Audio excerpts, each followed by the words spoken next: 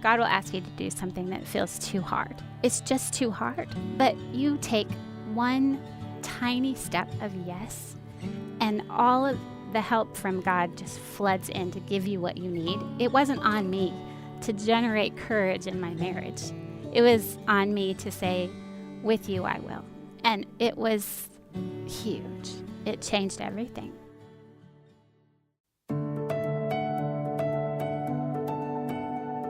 You're listening to God Hears Her, a podcast for women where we explore the stunning truth that God hears you, He sees you, and He loves you because you are His. Find out how these realities free you today on God Hears Her. Welcome to God Hears Her. I'm Eryn Eddy. And I'm Elisa Morgan. When Jesus was on earth, He handled relationships and people with love. Always. He was able to love them despite their past mistakes or current problems. We know how hard it is to always love first in our relationships. When someone hurts us, we want to run away from them or fight with them. When someone leaves us, we want revenge or answers. What would it look like to love bravely in our relationships despite the past hurts or conflicts? Rob and Joanna Teigen both know what it looks like to love bravely. They have celebrated over 25 years of marriage and are loving life with 2 sons, 3 daughters, and a beautiful daughter-in-law. They serve as foster parents, marriage mentors, small group leaders, and authors that are passionate about helping couples, moms, and dads to experience the power of God in their families. Can't wait for this conversation to unfold on this episode of God Hears Her. Welcome, Rob and Joanna, to our show. We're so excited to have you. We're so happy to be here. Yes, Thank you so very much. much. I want to know first, where did you guys grow up, each individually? Where are y'all originally from? Right. Well, actually, that's part of our stories that overlap is we're from everywhere. We're from That's true. everywhere. You lived in Minnesota before I met you, and I lived in Wisconsin before I met him, and we met at school. But both of us were very transient growing up. Our families moved all the time. I mean, I've lost count of how many grade schools each of us went to. And so I think that almost helped us understand each other a little bit better. It's almost like in a way, a third culture life. I mean, I'm not hearing you being expats out of the country, so to speak. Maybe that is part of your journey. But when you move around that transient way, the way you just described, Joanna, you do have a different skill you develop for how to enter a new world repeatedly. So tell us more, and then how did you meet each other? Yes, to settle down, we had to meet at Bible college. We had to go to Bible college and meet. And so it was funny because we were looking at the same 2 colleges. And one in Minnesota and one in Chicago, and we both ended up in Chicago. Right. And I think for me, what I've always felt is my sense of home isn't so tied to place. And I think when I met Rob, my sense of home was more about being tied to him. So where Rob is, home is. So I love that. How old were y'all when y'all met? our first date was on my birthday weekend when I turned 19. I was just a baby. Okay, so take us back to that. So were you dating anybody at the time? Were you on track of dating Jesus? Yeah. Right. Yeah. Well, I think we both entered Bible college pretty wary, actually. Okay. I'd had some unhealthy dating relationships, and I was like, And I was very new in my faith, too, and I didn't trust myself to make a good decision. Yeah. That was, the joke was when we went on our first date, I made it really clear to her, this isn't a date, just friends. I know, great way to start off, right? But the same thing. Yeah, the same thing. You know, we just kind of in a bad relationship, and I just I didn't want to think it was going there, but it was pretty clear after the first date. And how long after that did you become engaged? It was 10 months. Wow. So yeah. Oh, wow. So you moved really along. did. Right. Yeah. I am Right. really struck by the comment that you made a few minutes ago, that you felt like you'd found home. That is a powerful recognition. Did you know immediately that you had found home? You know, I did. And we actually met through mutual friends at a birthday party. And I remember sitting on the porch and we were just getting acquainted, but he was leaning toward me with these blue eyes, like honed in on me. And I had never had anybody that attentive and that sincerely interested in what I had to say. And I knew right away, like, this is a safe person that can receive what I say and feel and everything else. And it was almost like a voice in my ear where God's like, he is for you. Because in myself, I attracted the pushy, domineering, controlling, self-serving kind of a guy. That was kind of my bent. The and users, here's someone yeah. who's very sensitive and, just present. And I think that's why I leaned into her and listened to her so closely too. She was going to a previous college, a different college, and was saved. So she was a brand new Christian. And I grew up in a Christian home, and I knew all kind of the right answers. But here to see somebody who was so passionate in a fresh new way about their faith and so honest and real. So I just felt like I was kind of staring into her soul when she was talking to me because she just had just a new love for Jesus and a new passion that I hadn't, I guess, seen before. In your own faith, were you hungry for that kind of freshness? I think I was, but I didn't know it. At the time, I didn't know it. I was just doing kind of what church kids do, you know, and I was always a rule follower. So I was always the good kid. When I went off to Bible college, it was with that, doing the right thing. I wanted it to be a calling, but at the time I wasn't sure that's what it was about. And so here I saw somebody who was just following Jesus, not following a rule or but just following Jesus into this new life. And so I was like, I need that. That's so beautiful, though. I mean, there is something too when you get almost in this routine of faith where you think that if I do all these right things, I check off all these boxes, but then you encounter somebody that is around your age that is so on fire for the Lord that it does this newness in you.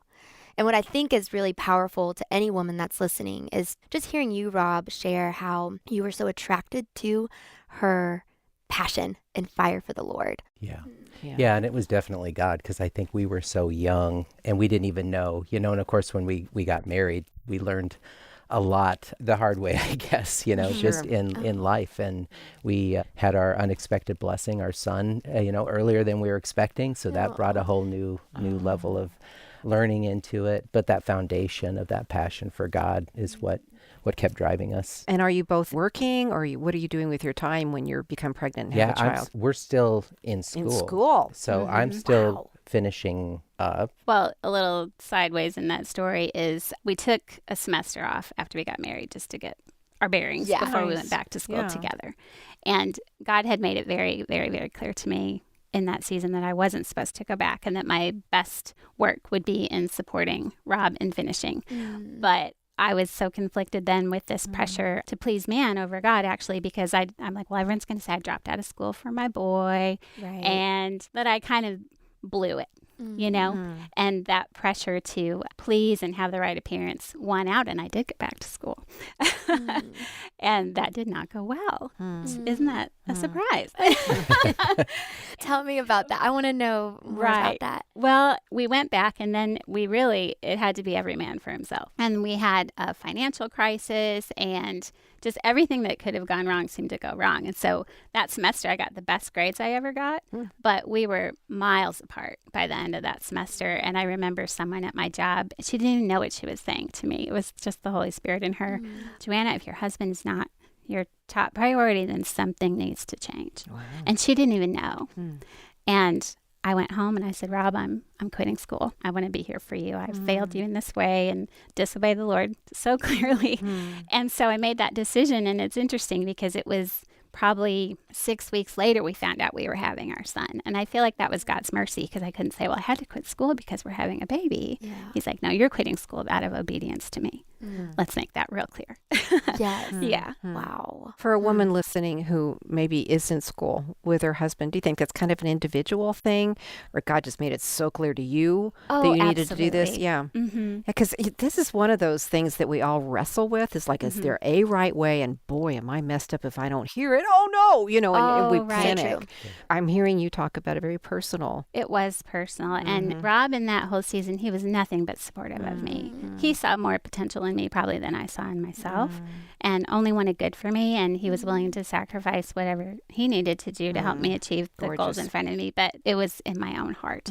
Take us forward into now you're in a marriage. You have one child, then you begin to have more children, I'm guessing. And what kind of work are you doing together? And how is your marriage being shaped? And how does God begin to move you into a unit that has a unique offering. Yeah. Well, I think as Joanna shares her struggle, I started entering into the career world, and that became a drive too. And so I think that's the challenge, right? In marriage is that you have your individual struggles and your individual passions, and then you have to bring those together and find that common ground where you can come to the Lord together and seek his face together. But it's very easy to go our own way. And so, as she had her seasons of wrestling and laying down that, and I had to have my seasons. So for me, I got into the publishing world, and I was traveling a lot and working hard in sales. And yes, we did keep having more kids. I felt, I saw that be fruitful and multiply. I'm like, there's a command I can obey. So we just kept having. So we had, at this point, we had our son, and then we had a girl and a girl and a girl. And, yeah, but I was traveling a lot, and she was doing, it seemed like a lot of times, like there were points in that where I was traveling 50% of the time. And so she was homeschooling some of that time and definitely felt like a single mother a lot of that time. I bet, yeah. And so even in that, it was a constant challenge because we had kind of started learning how to do everything separately. She learned how to run the house without me, and I'd come home and I'd be like, how do I fit in here? And I loved being with my kids, so it was easy to connect with them, but connecting to each other and all that was a challenge, at times. I remember with all the young kids, and to the point where I finally laid that job down and I took a job that required a lot less travel. My upbringing too was my dad was always traveling, and I thought, I want to see my kids grow up. And so, I made that change, that sacrifice for my family, and don't look back. It was a great decision. So. And Joanna, how did you process him now stepping back in? Was there any resentment during his travels? I think it was kind of that whole frog in a pot analogy where we didn't realize just how destructive it really had been to have that level of separation and that level of independence from each other until it got to a point where we didn't know what to do with it. Yeah. And we kind of had this epiphany, like, wow, we're not where we need to be, but we don't actually know how to be partners anymore. And so leaving his job was truly sacrificial. You loved your job, and he shined in that job, and it used his gifts in a really unique way that I just love to see. He got to travel the world. I mean, it was a real sacrifice. And it meant leaving a part of the country because we were in the Pacific Northwest, which is stunningly beautiful. Yes. So it was quite profound to me that he would be willing to do that for us. But then we felt like we had to go back and relearn how to do this thing. Sure. Probably had to date each other again. We did. Yeah. We called it do-it-yourself marriage counseling. So we would go to a coffee shop, and actually in the beginning it involved sitting there and just having these extended conversations of confession. Like, this is how I wasn't there for you. That is gutsy. Wow. This is how I've actually been resentful of you about such and such. And it went both ways. Did you have any rules around that? Because that's awesome. When my husband and I try to do that, we might slip into the, don't you say that to me, and what about you? And, we kind of have to have ground rules. Did you guys just easily go, oh, I forgive you, and now your turn? Or, what did that look like? At first, we didn't always. There are wounds anytime you're doing that. But we did, over time, after enough fights, kind of learn to not do the attack, but more of the how I feel, confession. How this is making me feel, what this is doing to me, rather than you're doing this. And we cut the always and never out of it. That was huge. I think it's so easy to do that, when you're in that relationship tension of, you always do such and such and you never do such and such. And so cutting that out of just those two things alone open the door for communication. I'm hearing this beautiful honesty and an intentionality and a courageousness to look at where you are. I think a lot of us stop looking. We don't ask that question, how did we get here? We just think we're here, we're done. And I mean, this is a little bit of an ignorant thing to say, but sometimes people say, well, how have you stayed married? And I say, we stayed. I don't mean that in a simplistic way because it often is not the answer. Right. But I'm hearing that under the surface of your commitment too is you stayed, you watched, you looked, you examined, you analyzed, you took responsibility, you sacrificed, you talked, you shared, you confessed. I mean, this is a lot of hard work, you know, and you stayed. Yeah. Yeah, and I think we did have that commitment early on. We won't talk about divorce. We will be committed, but it goes deeper than that, because there are times where the covenant of marriage is all you have to hold on to. You know, it is hard. Life is hard. But we also remind each other God had more intended for us than, you know, even in our covenant relationship that he has, where he's so faithful with us. He has more in mind than just, we're in a covenant, you know, we're stuck. He wants abundant life for us, right? And so we have to remind each other when we're in those points that we don't want to stay there. Like sometimes the covenant holds us together, even when we're fighting against each other, but we don't want to just stay there. We want an abundant marriage. We want a lively marriage. We believe that's what God wants for us too. That's what we're fighting for. We're not fighting just to hold it together. I think sometimes that can be just as challenging. Like if you just say, well, divorce is off the table, and that can be an excuse, you know, to not do the work to love each other. You're right. You come to a crossroads of I'm going to stay, but then there's another crossroads of I'm going to love. And that's where a lot of that sacrifice comes in. I really appreciate too that you just said in those points. You didn't say at that point, you know. So did you ever round Lots back of to this? points. Yeah, lots of these points. Yeah. You know, time and again, we're still not where we want to be. Oops, now we've slid off from where we want to be. Oops, now we're pointing in the wrong direction from where we need to go. Yes, yeah. Just a few weeks ago, we celebrated 30 years of marriage. Congratulations. And Joanna tells people she's been happily married for 10 years. No, I'm kidding. No. No. But she's like, it's 15. Yeah. No, maybe 20. Yeah. Yes. And so you're right. Our marriage is kind of built in seasons, and we have had hard seasons with our kids, and we've had hard seasons with each other. We've had seasons where one of us is really struggling and the other doesn't know how to come alongside each other, and that can pull you apart. So it definitely is a journey. I love that you pointed out, like, there's just different seasons in marriage. And I think there can be this misconception that you can mistake your feelings for truths, especially in marriage, where you start allowing your feelings to go a certain way and take you down a path that's unsafe. And it's like abort mission, and you ignore all the signs of caution to go down those thoughts. Would you share maybe some advice or some thoughts that you have or that you've learned from your story, and when you've recognized that your feelings are taking you down a path that needs to abort mission? I would say for me, I didn't even know it when we got married, but I brought into our marriage a pretty deep-seated fear of abandonment. And so when that's a core fear, you run everything that your husband is saying and doing through that filter. Maybe this is going to lead to abandonment. Even though Rob has never given me any concern that he's going to break our vows, it's not rational, but that was what was driving a lot of my responses to him. And that can feel so real. Oh, and so much. True. Right. Because it's so built into so many of us. Right. And then you throw in physical absence or parenting stress or setbacks or whatever, and you just feed it. And so my response to fear of abandonment is self-protection. And so Rob would just wonder across the course of our marriage, why when we're divided over something, why does she run away? Like, why does Joanna head for the hills? See you later, honey.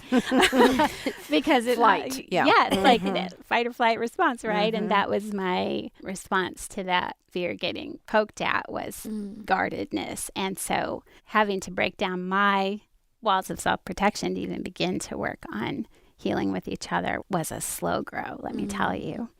Yeah, and I'm just grateful that God at least allowed me to see it. So even now, if I notice that tendency, it doesn't have to take over and run the show. Yeah. I really appreciate you sharing that example. And we all have those escape hatches, you know, that we think we should dive down. And we typically think of things like an inappropriate relationship. We bite off a spot and run to a place that creates separation rather than intimacy. And it's not very obvious. It's kind of slinky, you know, it just, you don't really know it's there, and it can sure take over. But when I'm in self-protective mode, I'm not even thinking, how can I love Rob today? And there was a day it kind of came to a head where God's like, Joanna, what would happen if you loved Rob in a way as if you weren't afraid, even if you are. What would it look like to love him bravely, even if the emotion is still present? Can you do that? Can you move toward him? Can you be warm toward him? Can you intentionally meet his needs but do it scared? Can you do it scared? Yes. And I said, I don't think I can, but I want to with you. And it was really amazing to me, and I've seen this over and over. God will ask you to do something that feels too hard. It's just too hard. But you take one tiny step of yes, and all of the help from God just floods in to give you what you need. It wasn't on me to generate courage in my marriage. It was on me to say, with you I will. And it was huge. It changed everything. When we come back, Rob will share how he reacted to Joanna retreating from him. They'll also share how your own soul care and trust in God can lead to healthier and more committed relationships. Hey there! God Hears Her recently celebrated its 100th episode. If you missed it, you can find our conversation on our God Hears Her website or anywhere you listen to podcasts. For the 100th episode, we created a fun God Hears Her package just for you. Check out our website for a limited edition God Hears Her tote bag filled with our 3 devotional books, a notebook, stickers, and a lot of other stuff. You can order this set on our website, godhearsher.org/shop. That's godhearsher.org/shop. Let's rejoin Rob and Joanna Teigen on this episode of God Hears Her. Sliding over to your side then, Rob. I'm assuming you know what she's talking about here. A little bit. I've spent a lot of those 30 years, knocking on that bathroom door. Hello? Are we okay? Are you still in there? Yeah. Is the window open? Did you leave? So when the door cracks open and, you see her trying to love you bravely, what happens inside of you? I think at first I put my own walls up, is this real? And I think you do some of those dances enough in your marriage where, the trust comes down. And I do tend to be the kind of the pleaser personality. And the peacemaker, when it's in the spirit. And so I always wanted to bridge that gap. Didn't necessarily want to dig deep, but I just didn't want there to be conflict, you know? And so the difference, I think, with Joanna is she did always want to go deeper. So when she wrestled with those feelings and emotions and stuff, then she would come towards me. As a guy, I'm like, okay, let's patch this up. Yeah. But let's not go too go far. Crazy right. here. Let's fix this, but let me determine how we fix it. Let's open the bathroom door and let's go out for dinner, but let's not, cry on the floor or anything, And it's giving each other grace to be able to do that, to work on it together, but also give each other space to work on what that person needs to work on. And I think for us who do tend to be a little bit perfectionistic and like things buttoned up, that's hard to give the grace and do the work. But it's important, again, to not just have the covenant of marriage, but all the benefits that come from a covenant of the rich, the laughter and the joy and those things too. I know that God has called you to certain work of marriage and family. And I appreciate the depth of this conversation. And I'm hearing, too, that even though you celebrated 30 years of marriage, you're still doing the work, right? How has doing the work or having the work done shaped your offering in these seasons of investing in marriages? Yeah, well, I mean, we didn't seek out to become authors and to necessarily do what we're doing. God opened doors that we didn't feel worthy to go through a lot of times. And I think our tagline for our ministry to families is caring for the soul of your family. And that is a daily work. When you've got 5 kids and a marriage and life, it is a daily working when you have somebody's soul. And that's kind of what marriage is. That's what parenting is. I mean, you've kind of been given somebody else's soul to care for. I don't think we look at it that way very often. We don't. That's such a beautiful way to see that. I remember when Evan and I were in marriage counseling, our counselor would sit down with us and he'd go, "How are you doing, Evan?" And he'd look at me and go, "How are you doing, Elisa?" And then he'd look in between us at the space. "How's your marriage?" And he taught us, every time he started that way, that the marriage was its own entity, which is what I'm hearing you talk about as the soul of the family, and that you've been asked to steward that. It profoundly changed us. Instead of us being so at each other, we began to back away from each other and look at the marriage together. And that's kind of what I'm hearing you talk about here. It's a very respectful exercise where you finally see something beyond us, which is that it's its own thing. Yeah. I love that. That's such a beautiful visual analogy. You start to pursue writing.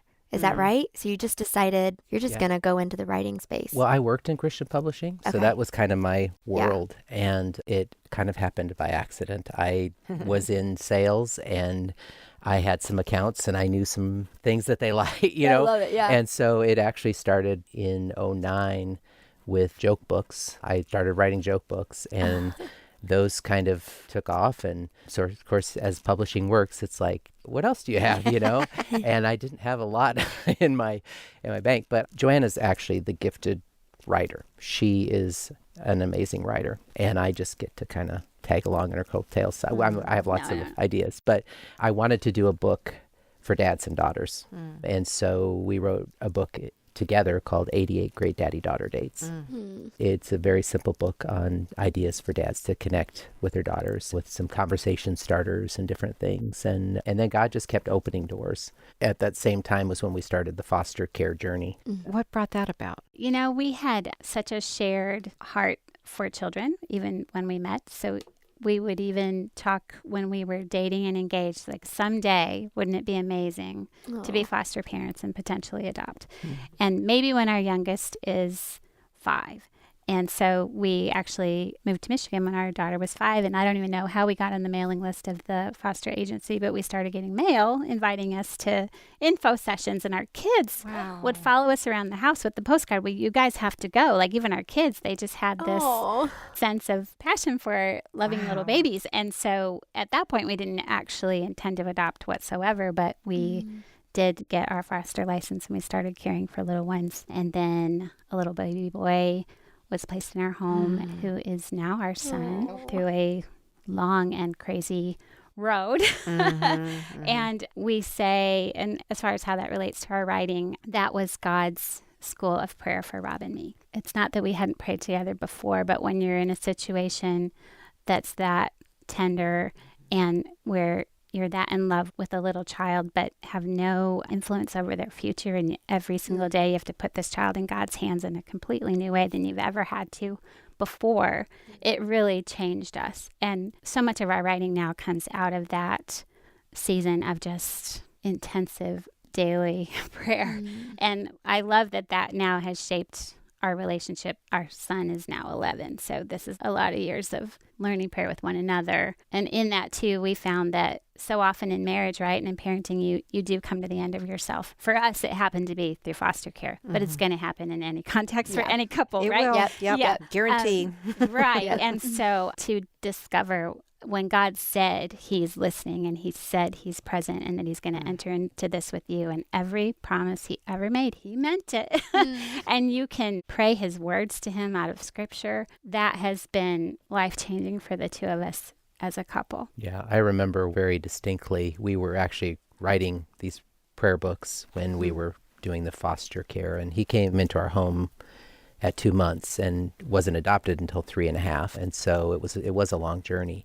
And we were going through just some various challenges with our kids at that point.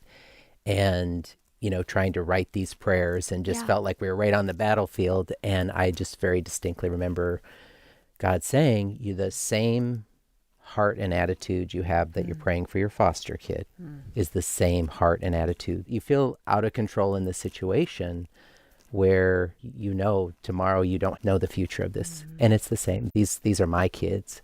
And the best thing you can do is put them in my hands. And that's kind of what wrote these books, I guess, or what the heart of these books were written out of. And that changed us, but it changed our prayer life because we realized that we have to take our hands off the reins, and that's so hard to do. But prayer is what keeps bringing us back to that reality. I am hearing this calling that God has put on your lives from early on. And it's a calling to care for the soul. Yeah. That's what I'm hearing just from this short conversation. And you cared for your own soul, Joanna, and how you passionately fell in love with God, and you cared for your soul, Rob, and how you were so attracted to that. And then you began to care for the soul of your marriage and very intentionally grow it and risk it bravely. And then caring for the souls of your children, the souls of your family, the soul of your family, the souls of foster. It's so memorable. Could I just invite you to speak some words to all who are listening, me and Eryn too, that God's desire, like you were about his children, God's desire for the soul caring that he's called us all to? Well, God is the lover of our soul. And I feel like for me, the best way to care for the souls of my loved ones is to give them to him, whether that's in prayer. That's huge. Even in having a mindset toward my family, like what is Jesus' mindset toward my family? He's for them. And he says, love always hopes. Well, how many times do you feel like giving up on people, right? Oh, my kid, he's going in this direction. This cannot end well.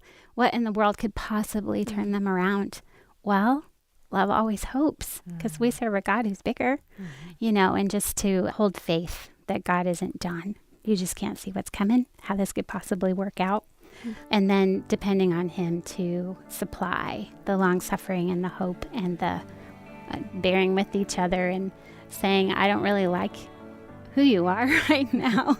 But what I'm looking at isn't what God sees when he looks at you. Lord, give me your eyes that you have for my husband. Even give me your eyes for how you see me, right? Good. So it isn't even that we're excellent at caring for souls, but God is. How can we go with him in that?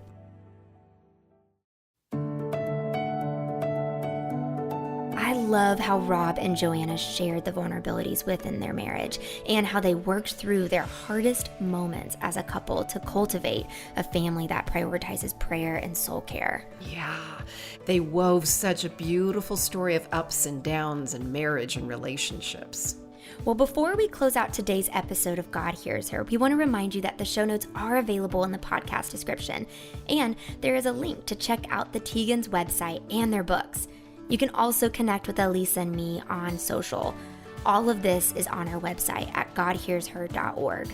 That's godhearsher.org. Thanks for joining us. And don't forget, God hears you, he sees you, and he loves you because you are his. Today's episode was engineered by Ann Stevens and produced by Daniel Ryan Day and Jade Gustafson.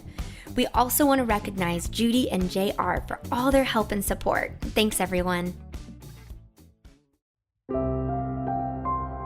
God Hears Her is a production of Our Daily Bread Ministries.